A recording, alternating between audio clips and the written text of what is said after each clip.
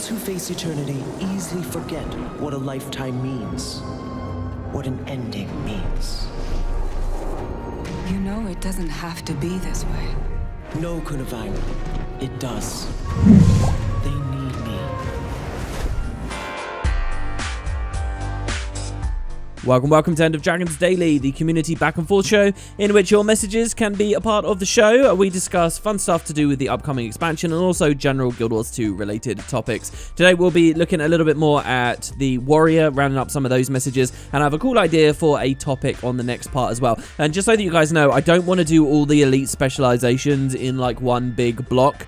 We can spread them out, right? So we'll do something tomorrow, and then maybe we'll look at another one as we're feeling it out. So footage in the background is a little bit more core rev open world stuff. I feel safest in vanilla maps at the moment with low graphics. I know it looks rubbish. In fact, we're getting a double whammy of kind of awkwardly bad looking footage, but also I'm going to be playing some events in Timberline Falls that feel really, really vanilla. I mean, it's kind of crazy. In fact, I'll splice at the end of the video's footage at the start today, and you'll see me in a golem, and then you're going to see how I acquire that golem suit. It's really kind of crazy. I honestly think that the meta event at Nomnoa Lake there is one of the least developed ones in the whole game, and you really get a good side of that today. But hey, at least we're still on a good bit of core rev. First message from Pedro, who says, one of the things I could see them do is make specializations that don't really add a new weapon to the class, but change the skills of one or more of the existing weapons. Say one two-handed weapon, one one-handed, and one offhand, for example. Though I don't know if people would like that, and I also think it's been brought up before, question mark. And Levener said, well, they could even change core utility heal skills. That I don't actually agree with. I think that any kind of elite spec should just add to the pool rather than revamping existing ones. That seems a bit off to me. And Joshua says, I doubt it. We've seen them do this with traits already, and modifications to weapon skills came in on the Weaver, the Deadeye, Berserker. Part of the excitement of elite specs is the new weapon, which gives people reason to invest into the economy. So, I do think this is a really good topic, but I also agree with Joshua that I doubt the devs will ever do this. It's not for what he says. I don't think the economy side of it matters very much. As the game increasingly is catering and advertising to existing users who got their Ascended Berserker stuff years ago and whatever, I really don't think this matters too much. The difference between Exotic and Ascended isn't even that major, and they throw exotic stuff at you everywhere. I really don't think there's an economy thing going on here. But what I do think is happening is that people are basically just a little bit shallow. And what do I mean by that? Well, actually, in terms of the substance of the idea, I think it's brilliant. I think that this is just as good, if not better, in terms of efficiency and stuff, as adding a whole new elite specialization weapon. This is Guild Wars where, you know, one class is throwing hammers magically instead of swinging and hitting them. Another character is using hammers in another way to how a third character is using them. The weapon and the skills that end up bound to it are completely arbitrary, guys. And so, yeah, some kind of warrior elite spec that revamps the way that we currently use Greatsword, even though it's still the Greatsword. Not only would that work in the engine, not only would that work in terms of skill balance, but in terms of actually like how it would feel to play. Those 5 new skill icons you'd be looking at, moving you in completely different ways and striking in different ways, it would feel like you're playing a new elite specialization. It really would. It's just now you've had this trade-off where the actual story is that the new elite spec can't use the old Greatsword skills, which now looks like a bit of a weird niggle, and like, is that actually something you're leaning into with the rest of the design? Does that actually matter? And so on those grounds, I think the devs won't do it, but on the much stronger grounds, even further than that, that I think people don't see any of what I just said. I think they just think, well, I've already got a Greatsword on my warrior. You're just giving me that again? That's lazy. That's not what I want. And like, because there's not that pretty packaging, because there's not that entirely artificial like layer on top, people are instinctively either going to outright reject it, and often people just follow their instincts, even if they're wrong. You know, you might be a really out-of-touch has-been player. Your instinct is not to like this, and then you'll just follow that. Or if they don't reject it, then they'll just be lukewarm, and that's as much of a crime as anything else. You know, the elite specializations are meant to excite people, and all those people that would be lukewarm, because it's just like they have to wrap their heads around why getting a Greatsword again is a good idea. It's just an unnecessary risk for ArenaNet to take, so I don't think they'll do this. And by the way, I will acknowledge it's not entirely superficial. Like, you do have skins to think about. You know, maybe one of the things you're excited about with a new elite spec is that you'll get access to a new type of legendary. and now you've actually got different ones to choose from, the Gen 1 or the Gen 2. If you just get Greatsword again, it's like, well, I already built Eternity, or I already built Exordium, or whatever, or I already decided I don't like those, and now that's not expanded for you. So there are a few reasons I don't think it'll happen. Oscuro said, that makes me think of that Oblivion mod. In episode 40, you talked about an emote wheel. I'd actually like to see a ping system similar to the one found in Apex Legends that would work very well with the action cam.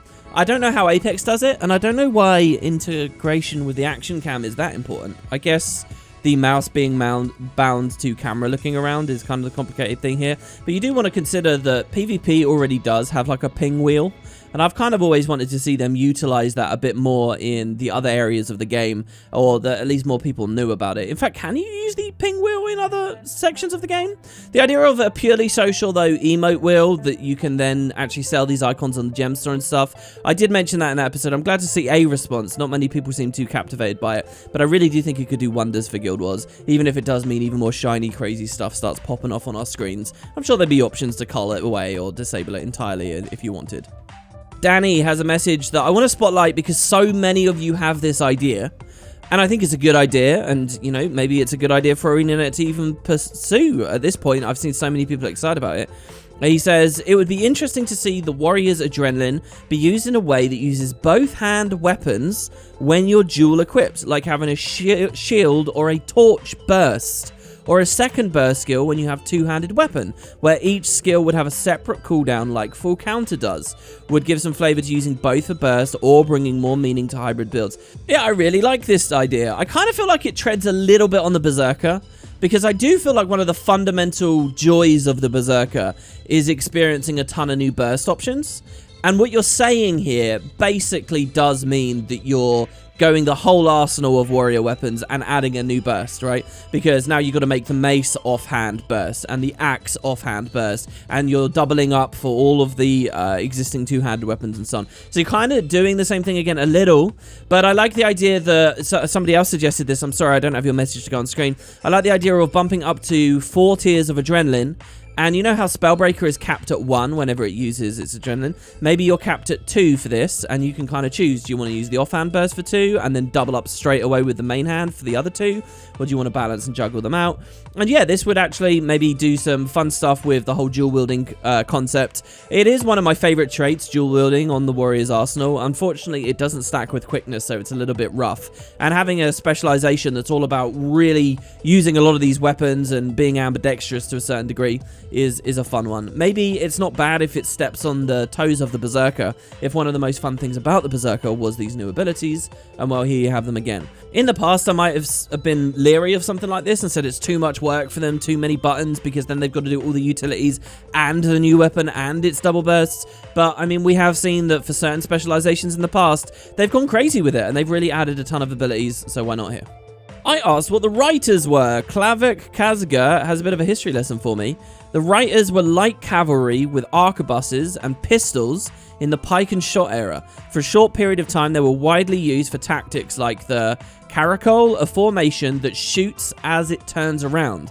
But then people quickly figured out this was very weak against a cavalry charge, and they went out of fashion. So there you have it, guys. And I've never actually played a fantasy game that leans on this and explores this idea. But sure, I think this is perfectly fine. And maybe in a fantasy world, people don't find a weakness of such a charge for so long, and you get a lot more culture and influence out of that kind of idea. So yeah, I say go for it, and thanks very much for the information. I kind of enjoying sharing this out. I'll tell you, anyone who's really interested in this response and is looking for some kind of good documentary, I recently got into James Burke's Connections series. Fantastic, and it will go over a lot of material like this. Rin has kind of a curveball question here. I'm not sure what it was we were talking about in the most recent parts that prompted them about this. She says, I would love the option to get a map to myself. There are a lot of events that need to fail in order to get the other storyline for achievements and collections, and sometimes I can't get them done because of other players. It would be nice to have the option for that, or some voting aspect that the map can vote on letting an event pass or fail. So, a big part of me hates this idea. A big part of me says, look, you're playing in MMO. There is obviously at some point a desire for social interaction. The idea of letting people just completely seal themselves away is ridiculous, right? A part of me does want to say that. But on the other hand, I was playing Fallout 76 a little bit last year, and I realized that It's kind of standard there. I think that you have to pay to be a member or something, but they literally just let you play the game in your own hosted little shard if you like. And that's such a weird concept, but if you really think about the way that Guild Wars 2 works mechanically, it kind of is already there. And this is actually a topic that was broached a bit back before as well, when people were really grinding and doing progression on the Triple Trouble Worm and the Tequatl World boss events, when people really wanted to be able to host their own maps, and kind of gave birth to some of those guild consumables. I don't know whether this is really right for Guild Wars at this point, but maybe down the line. I would actually say that the problem we have is whenever there is something requiring something else to fail to proceed for your personal objective, that's the problem. And I'm kind of amazed to still see this message, because yes, this has been a problem in the past, but how many places did this still happen? Like, the main time that this was really an issue was when the legendary collections came in at first. It was all over the place, and the devs had to kept like ironing this stuff out, and they kept having to patch it and patch it and patch it. Now though, I don't know, I don't run up against this issue ever. Sometimes in personal story steps, I might have to fail or do something different, but that already is a personal story step. You already do get your own solo map there. So I don't know, I feel like ArenaNet just need to refine whatever issues you're having and be more careful as they continue development in the future. Just another little thing that they need to be considerate of on a massive pile of stuff as they continue adding updates. And finally, a little message I'm going to gloss over here. Anthony Marangeli, who says, what do you think of the ArenaNet leaks? And there were a few responses. So I don't know whether I'd really call these leaks, but there is a bit of news, just so that you guys know. The German kind of Guild Wars press site guildnews.de, they've been around for ages, kind of did this big article where they looked at an ex-ArenaNet employee's workstation. This was an ArenaNet artist, and she had posted examples of her work. You often see on these old art stations some really fascinating stuff about work in progress things from Path of Fire, you know, gem store concepts I was looking over just in the Spud Discord. Somebody linked to me the other day that was really kind of fascinating. After Heart of Thorns came out, there's a bunch of stuff. There's so many interesting, weird things you can find. I've actually been thinking about doing an ArtStation video for a long time, just the most amazing and weird concepts that are out there. So Guild News kind of compiled together a bunch of images this ex-employee had posted online in her portfolio that were very clearly showing one of ArenaNet's secret projects. Wow, I mean, it's pretty amazing, and it does very clearly seem to be a mobile game. I mean, I've been pretty much in the camp of feeling 100% sure they were making a mobile game, and the Diablo Immortal announcement kind of shunted that off to the side when it was received so badly. I really do feel like that strange trailer we saw was a mobile game trailer that got repurposed and so on. And so I don't know whether this really counts as a leak. I don't even know if it's showing a project that actually existed in the end. I don't actually want to do a dedicated video on it right now, because I feel like it would just be regurgitating someone else's news. You know, that's their article, that's their site. You guys should look it up online, give them their hits and so on. And maybe a few weeks down the road, I'll bring it up and I'll do my own piece on it. But really, it would just be regurgitating and repackaging what they've done. And I feel like that's a bit tacky. That's the only reason that I haven't done a video on it for now. And maybe it can roll into some kind of mini-series about interesting ArtStation stuff. We could compile that over on the Spud Discord, maybe. So there you have it, guys. Thanks very much for watching. Speaking of the Discord, don't forget there's a link down there in the description. Now, I want your messages on the next topic, and really do me a favor here and try on this one, because I feel like we're not going to be as inspired, but I think it's interesting. A huge part of Guild Wars factions that we don't even talk about, but really was a defining factor of it, was the factions idea, Kurzik v Luxon. The implementation of alliance battles, the Jade Quarry, the 4 Aspenwood.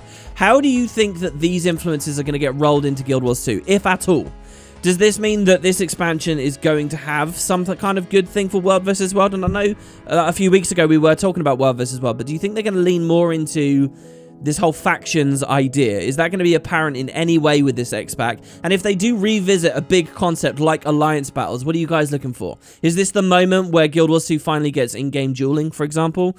And by that I mean 1v1ing, I don't mean the crafting discipline. I appreciate my accent makes those two words kind of hard to distinguish. But yeah, that's really what I want to talk about. Are they going to lean at all on the beauty that was alliance battles and the big border system and all that stuff in Guild Wars 2? Is it finally time for them to start implementing more world versus worldy kind of things into the regular PvE. I mean, when Drakkar dies, if you fail, the open world PvP gets enabled and stuff. Have the devs been testing that, Icebrood Saga, to look into that with this X-Pack? And is that something you guys are even interested in? So yeah, that's the next arena. I hope to see lots of messages about that down below. Don't forget you can join in on the Discord and see what we're saying over there as well down in the description. And I'll be back tomorrow for hopefully a little bit of a longer one for you guys. Thanks very much. Take care now, and I'll see you soon.